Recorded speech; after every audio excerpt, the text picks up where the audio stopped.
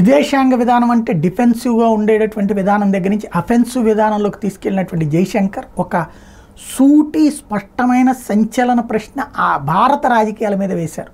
ఏమని అంటే, ఈ దేశ విదేశాంగ విధానమే మైనార్టీల బుజ్జగించడం కోసం చేయబడింది.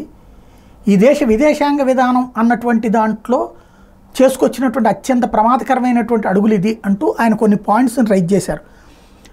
Previous governments used to make foreign policies based on Muslim vote bank. He asks why India did not have an embassy in Israel until 1992. ఇది ముస్లింల ఓట్ల కోసం అని చెప్పి అంతర్జాతీయ విదేశాంగ విధానాన్ని మార్చేశారు.